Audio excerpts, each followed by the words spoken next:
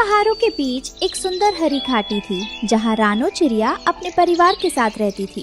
नीला अंबर, ठंडी हवा, प्यारा अपना घर। वो फूलों से घोंसले को सजा रही थी। देखो मानो, आज ताजे फल मिले हैं। रानो, बेटा नाश्ता कर लो। वाह पापा, ये कितने रसीले हैं। अचानक तेज मशीन की आवाज आती है। आसमान में काला धुआं छा जाता है। रानो सहम जाती है। पापा, वो क्या है? क्या बादल काले हो रहे हैं? नहीं रानो, ये धुआं है, शहर की तरफ से आ रहा है। एक पुरानी लोहे की बदबूदार फैक्ट्री में कालू कौवा एक टूटी हुई कुर्सी पर बैठा था। उसके पास एक पुराना एसी है जो गर आवाज कर रहा था और गर्म हवा फेंक रहा था। धत तेरे की, ये एसी काम क्यों नहीं कर रहा? मुझे और ठंडक चाहिए। सोनू, मोनू, इधर आओ। जी सरकार। जाओ, उस हरी घाटी का सबसे बड़ा बरगद का पेड़ काट दो। मुझे वहाँ अपना शीशे वाला महल बनाना है जहाँ 10 एसी लगेंगे। पर मालिक, वो पेड़ तो रानो का घर है। मुझे कोई फर्क नहीं पड़ता, जाओ अभी। कालू के चेले बिना टाइम गवाए रानो चिड़िया के घर के पास पहुँचे। भागो, यहाँ से भागो। ये इलाका अब कालू सरकार का है। कल सुबह यहाँ मशीनें चलेंगी। तुम ऐसा नहीं कर सकते, ये हमारा पुश्तैनी घर है। चाचा, समझो, कालू बहुत क्रूर है, वो खुद आ रहा है। तभी ऊपर से कालू कौवा तेजी से झपट्टा मारता हुआ आता है और रानो के घोंसले का एक हिस्सा अपनी चोट से नोच देता है। कल सूरज उगने से पहले अगर ये पेड़ खाली नहीं हुआ तो तुम सब इस धुएं में दम तोड़ दोगे। मुझे ये जगह साफ चाहिए। दोस्तों, ये रहे हमारी आज की वीडियो के प्यारे सब्सक्राइबर्स और फॉलोअर्स के नाम। शालू, उज्जवल, रवि, लियनाचार्य, जैनब। जो नहीं चुने गए, चिंता मत करो, अगली बार तुम भी बन सकते हो जंगल के सुपरस्टार। दोस्तों, अगर आप भी चाहते हैं मैं आपका नाम अपनी कहानी में लूं, तो देर किस बात की, जल्दी से कमेंट करके अपना नाम हमें भेज। तो रानो की जान खतरे में है, ये कालू बहुत दुष्ट है। हमें अभी निकलना होगा, अंधेरा होने से पहले सुरक्षित जगह ढूंढनी होगी। बगल वाले पेड़ पर कबूतर चाचा अपनी खिड़की से झांक रहे थे। उनकी आंखों में डर और लाचारी थी। कबूतर चाचा, आप चुप क्यों हैं? कुछ बोलिए ना, क्या आप हमें नहीं बचाएंगे? बेटा रानो, मैं मजबूर हूँ। अगर मैंने मुंह खोला तो कालू मेरा घोंसला भी उजाड़ देगा। बुढ़ापे में कहाँ जाऊँगा? मुझे माफ कर दो बेटा। मजबूरी में भारी मन से रानो चिड़िया और उसके माता पिता अपना घर छोड़कर अज्ञात दिशा में उड़ चलते हैं। पापा, क्या दुनिया इतनी ही बेरहम है? क्या ताकतवर होना ही सब कुछ है? हमारा कसूर सिर्फ इतना है कि हम छोटे और कमजोर हैं। हिम्मत मत हारो रानो, अंधेरा घना है पर सूरज तो निकलेगा ही। अलविदा मेरे प्यारे घर, अलविदा मेरी ठंडी छाँव। पता नहीं मैं तुम्हें फिर कभी देख पाऊंगी या नहीं। रानो अपने माता पिता के साथ घाटी छोड़कर सुरक्षित जगह ढूंढ रही थी। तभी उनकी मुलाकात एक अनुभवी मुसाफिर से हुई। इतनी रात को अपने घर से दूर कहाँ जा रही हो छोटी चिड़िया? घर छोड़कर भागना समाधान नहीं है। बाबा, कालू कौवा हमारा पेड़ काटने आ रहा है। उसने हमें डराकर भगा दिया। हम बस अपनी जान बचा रहे हैं। पगली, कालू इतना बेवकूफ नहीं कि एक छोटे से घोंसले के लिए इतनी मेहनत करे। उसे पेड़ से मतलब नहीं है। मैंने अपनी आँखों से उसका पुराना नक्शा देखा है। तुम्हारे पेड़ की जड़ों के नीचे एक जादुई झरना छिपा है। जादुई झरना? हाँ, वो पेड़ काटकर उस झरने पर कब्जा करना चाहता है ताकि वो पूरा पानी शहर में बेचकर अमीर बन सके। अगर वो झरना उसके हाथ लग गया तो पूरी घाटी रेगिस्तान बन जाएगी। इसका मतलब अगर पेड़ कटा तो पूरी घाटी प्यासी मर जाएगी? नहीं, मैं स्वार्थी नहीं बन सकती। मुझे वापस जाना होगा। मुझे अपने घर के साथ साथ पूरी घाटी का जीवन बचाना है। कालू कौआ अपने दोनों चेलों को पेड़ काटने का कहकर वहाँ से चला जाता है। सोनू भाई, ये पेड़ बिल्कुल वैसा ही है जैसा हमारा बचपन का घर था। हाँ मोनू, कालू ने ही तो हमारा पेड़ काटा था और हमें अपना नौकर बना लिया। तभी रानो चिड़िया और उसका परिवार पेड़ के पीछे से बाहर आता है। तो तुम उसकी मदद क्यों कर रहे हो? तुम भी तो दुखी हो। हम क्या करें रानो बहन, हमारे पास कोई और रास्ता नहीं है। अगर हम साथ मिल जाएं, तो कालू हमें कभी भी डरा पाएगा। पहाड़ की चोटी पर कालू का एक आलीशान छोटा कैबिन था। बाहर चिलचिलाती धूप थी और अंदर कालू अपने पोर्टेबल एसी के सामने बैठा था। अब आएगा मजा। जैसे ही वो पेड़ कटेगा, जादुई झरना मेरा होगा। मैं सारा पानी बोतलों में भरूंगा और पूरी घाटी मुझसे पानी भीख में मांगेगी। पैसा ही पैसा। अचानक बिजली कड़कती है और एसी से धुआं निकलने लगता है। एसी बंद हो जाता है। तत्तरे की, सारा पैसा बर्बाद गया। यहाँ ऊपर एक भी पेड़ नहीं है जिसकी छांव में बैठ सकूं। गला सूख कर काटा हो गया है।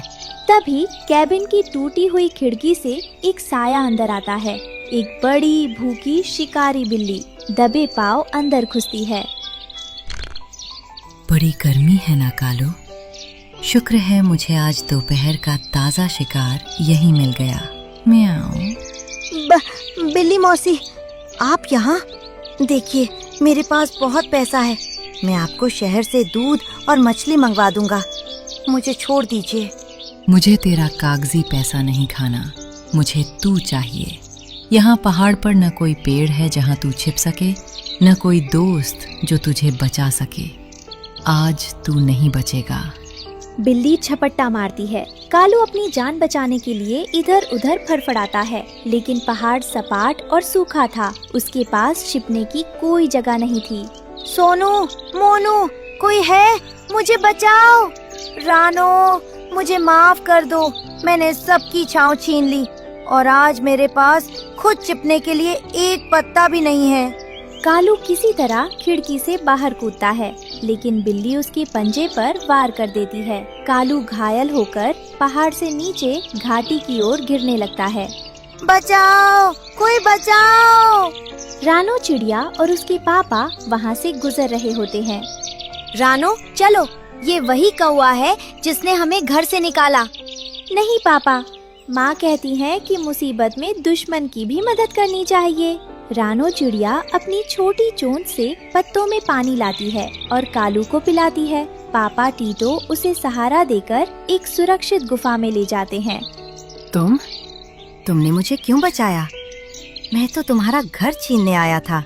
क्योंकि घर दीवारों से नहीं, दिल से बनता है कालू।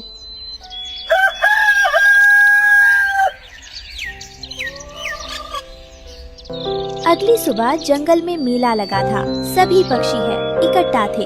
कालू कौवा वहाँ आता है। सब डर जाते हैं। सुनो सब, मुझे वो जादुई झरना नहीं चाहिए। रानो ने मेरी जान बचाई है। मुझे अब एसी की ठंडी हवा नहीं, बल्कि आप सबका साथ चाहिए। मालिक, क्या हम अब दोस्त बन सकते हैं? मालिक, क्या हम अब दोस्त बन सकते हैं? मालिक नहीं, सिर्फ कालू बोलो। उस दिन के बाद घाटी और भी हरी हो गई। देखा, जहाँ हरियाली है वही खुशहाली है। रानो, मुझे याद है, शहर में लोग पानी बचाने के लिए मिट्टी में छोटे छोटे गड्ढे बनाते थे। अगर हम घाटी की मिट्टी को खोदकर बारिश का पानी रोकने का इंतजाम करें, तो शायद झरना फिर से जिंदा हो जाए। शानदार विचार है कालू चाचा, लेकिन हम इतने छोटे पक्षी इतनी खुदाई कैसे करेंगे? हम अकेले नहीं हैं, हम घाटी के हर पक्षी को इकट्ठा करेंगे।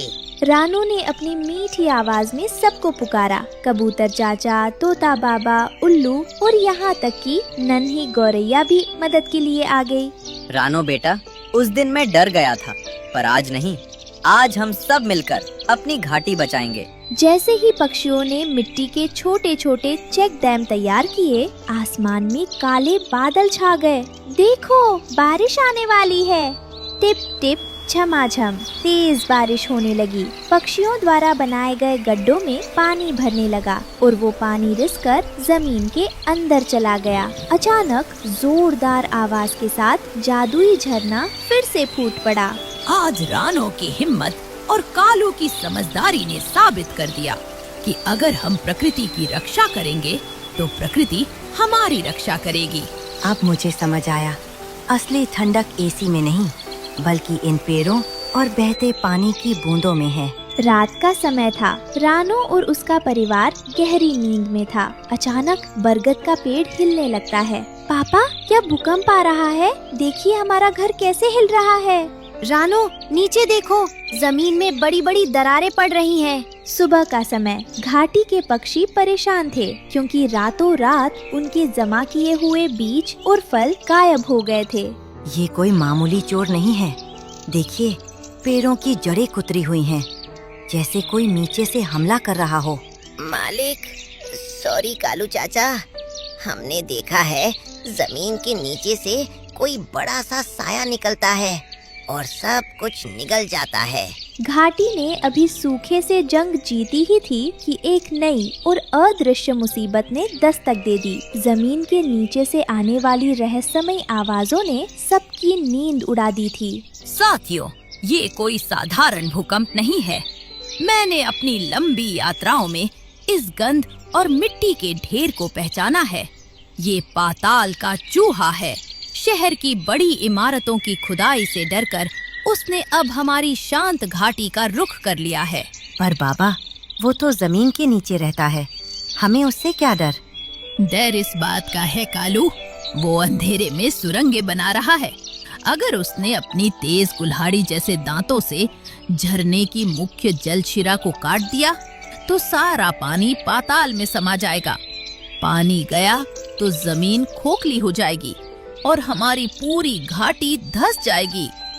नहीं, हमने बड़ी मुश्किल से इस झरने को दोबारा जिंदा किया है। हमें उसे रोकना होगा इससे पहले कि वो हमारी खुशहाली की जड़ें काट दे। रानो बहन, सुरंग का रास्ता इसी तरफ से जा रहा है। हमें जल्दी फैसला लेना होगा। रानो चिड़िया और कालू कौवा और उसके चेले एक सुरंग के मुहाने पर खड़े थे। सुरंग का मुंह छोटा था।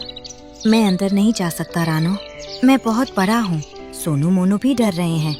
हाँ रानो बहन, अंदर पाताल का राक्षस हो सकता है। हमें वापस चलना चाहिए। मैं जाऊंगी, मैं छोटी हूँ और फुर्तीली भी। पापा, आप बाहर नजर रखना। तभी रानो की नजर पास की झाड़ी पर चमकते एक जुगनू पर पड़ती है। वो उड़कर उसे अपने पास बुलाती है। मैंने जुगनू भाई, क्या तुम आज घाटी को बचाने के लिए मेरी मशाल बनोगे?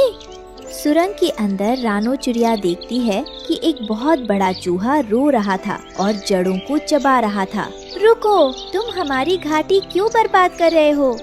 मुझे माफ कर दो नन्ही चिड़िया, मैं अंधा हूँ, मुझे दिखाई नहीं देता। शहर की मशीनों ने मेरा पुराना घर तोड़ दिया। मैं रास्ता भटक कर यहाँ आ गया। मुझे बहुत भूख लगी है। तो तुम मांग कर खा सकते थे, हमारा घर गिराने की क्या जरूरत थी? मैं डर गया था। मुझे लगा ऊपर रहने वाले पक्षी मुझ जैसे जमीनी जीव से नफरत करते होंगे। मुझे लगा कोई मेरी मदद नहीं करेगा। रानो चिड़िया चूहे को बाहर लेकर आती है। सब पक्षी उसे देखकर डर जाते हैं। हटो, मैं इसे सबक सिखाता हूँ। नहीं कालू चाचा, ये दुश्मन नहीं, बेघर मुसाफिर है। इसे बस सही रास्ते और खाने की जरूरत है।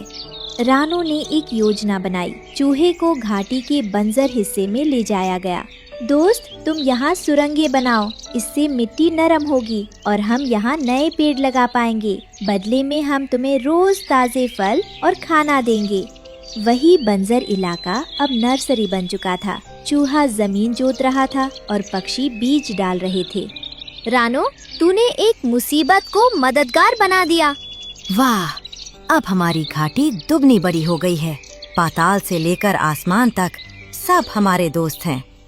मुसीबत कभी कभी सिर्फ एक अनजान दोस्त होती है जिसे बस समझने की जरूरत होती है।